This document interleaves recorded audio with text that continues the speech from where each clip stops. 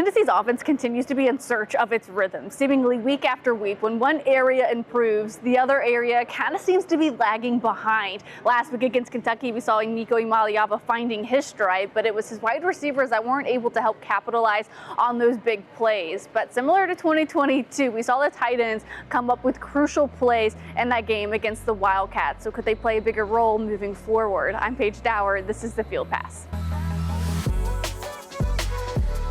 So Nico Imaliava finding his stride. What did that look like anyway? Well, for starters, it was him going 6 for 6 in the opening drive against the Kentucky Wildcats, covering 72 yards just on those 6 completions to start the game. But kind of how the story's been going for much of the season, that drive would stall as soon as they got to the red zone. A couple of plays before they'd get to the red zone, it was a deep route for Chris Brazzell that ended in an incompletion. One of the 2 drops on the night on costly potential big play-worthy moments for Tennessee. The other wasn't a ball that went right into the hands of Chaz Nimrod, in and out of his hands, and it was a beautifully thrown ball by Nico Imaliava. Just tightly gets through that double coverage window. Somehow it looks like Chaz Nimrod will have it, and just somehow it bounces out. But in that opening drive, 2 of those 6 passes went to Miles Kitselman. They covered 17 and 31 yards. Later in the game, as the night progressed, Miles Kitselman, the tight end, also had 2 other explosive play receptions. So he had 4 on the night, but maybe none bigger was his touchdown catch that he had late in the third quarter with just under a minute remaining. And it happened on what they would probably call a dead play. We see Nico Imaliava rolling out to his right. He's looking to the back of the end zone, or just trying to find a black jersey that looked open. And who did he find? He found Miles Kitselman. So he throws across and almost behind his body to try and get that play to happen. Their tight ends coach Alec Ablin says that they were going absolutely berserk. They were going crazy in the coach's booth as that play was unfolding. Yeah, just being a ball player. I mean, the tight zone played out totally different than what we expected, what's on tape, what's been really 3 years going against that defense. And honestly, it was a dead play that those 2 guys just made right, and pretty freaking special when, I don't know, up in the box when that one happened, we were losing our damn minds, and pretty cool.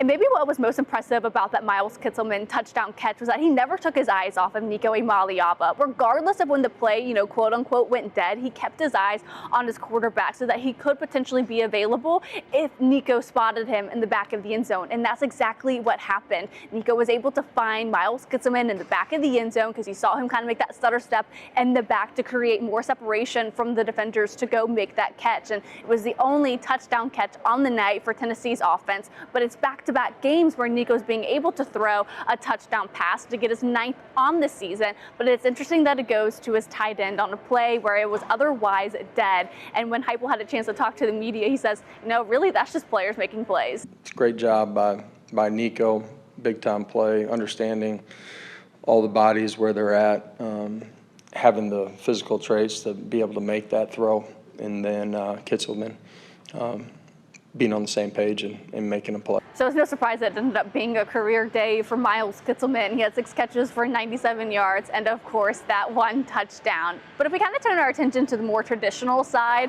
of that tight end role, which has really kind of turned into another receiver, it was Holden Stays who really exemplified kind of what a tight end is and what their role is, especially when they're up near the offensive line. And it was this beautiful, I can't remember where in the game it was, but it was a beautiful pancake tackle that the tight end had, which you rarely kind of see the tight ends coming up with a pancake tackle as he's getting ready to set a block for the offense. So I, of course, had to ask Holden Stays earlier this week, okay, please walk us through what you were seeing on that play and why, you kind of have that, physicality, that aggression and, motivation to play through the whistle. And his response was so analytical, but I love it. Yeah, we were getting down in the red zone and a run play came in. And I just wanted to do my job, and once I made contact with the defender, I felt like I had a good fit on him, so I just kept driving my feet, and like you said, finished with a good block, and just trying to help our running backs get in the end zone at that point. And later during that press conference, he was asked, do you prefer the touchdowns or do you prefer those plays where you go get a pancake tackle? And say, I kind of like a little bit of both of them. But he's like, if I had to choose, I probably would choose the touchdown. And I can't say I necessarily blame him, but it was pretty cool to see a tight end go and get a pancake tackle. And it was that type of play where his tight ends coach, Alec Ablin, was like, that physicality and being able to find pride in the physical side of it, where you get more attention when you're kind of more so that receiver in that tight end position, he says will make for a very long career. Yeah, I mean, we talk about all the time, like the mindset of your opponent. You've got a chance to affect the way the game is played with your physicality. And I think when you're a true dual threat guy, the way that our guys are, man, it just makes you that much more valuable. And we talk about all the time, there's a lot of offenses, a lot of systems that the tight end is a glorified slot receiver. And reality is, if you want to play at the next level, there's a handful of guys that get away with being that molded tight end. But the guys that really last and have long careers are guys that can put their hand in the dirt, can go get after you in the run game, can be really solid in protection. And I think all the guys see that and understand that that's what this position really is at its core. And making plays on top of that's really a bonus. So just seeing the way that the tight ends have continued to contribute to this offense and it really, kind of getting up on a pedestal in their game against Kentucky, I really wouldn't be surprised if Nico Imaliava and the offense continue to find ways to get to those tight ends who are able to come up and get those explosive plays. Remember, Miles Kitselman had 4 of the explosive plays that night. 2 of them came in the opening drive. That's how he had 97 yards on just 6 catches. So 4 of his 6 catches were all explosive plays. And I think when you can have a receiver, regardless if it's your traditional wide receiver or it's in that tight end position, if you can find someone that will go and get these explosive plays for you, will help you capitalize on the explosive plays, I think you just have to continue to go back where you're finding that success. I think they're very, very close with, Chris Brazzell. That pass was just a little out of reach. He was diving for it. But the one with Chaz Nimrod, where it was in and out of his hands, it's in those moments that it's in the fine details that make the absolute greatest difference in the games. I think if they can find out how to correct that, especially when they get into the red zone, which is a totally different conversation. But Jimmy and I talked about that in our post-game recap on Sunday. I think they'll be able to have more success and they'll be able to get past like the snake bitten kind of aspect of their offense where they're not able to capitalize in the first half. Josh Heupel says no team has he ever coached has struggled in the way that they have, but I think it's in moments like that where they're not able to catch these plays where it's about to be a big play. It's kind of keeping them and helping them to stall in these otherwise really productive drives. But again, going to the tight ends, I think they'll be able to help them with that. 2 other things I want you all to know. We had a chance to talk to defensive back Jakobe Thomas, and I've just noticed these last couple of games that he is the first player on the field while his teammates are still coming in from the ball walk. He wastes no time seeing the field, getting into the locker room, changing into his warm-up uniform, and getting out onto the field. I asked him, why is that a part of your routine? Why are you getting out there so fast? And he's like, simply because it's been a dream of mine to play here, and I want to take advantage of every single moment. I don't know. I've just always dreamed of being here, so I just try to take advantage of every moment that I get to be in the stadium as a player because I know my time here is probably short just like everyone else's. So just being able to embrace the environment and watch the stands fill up kind of helps me kind of get my mood in and get my mojo going.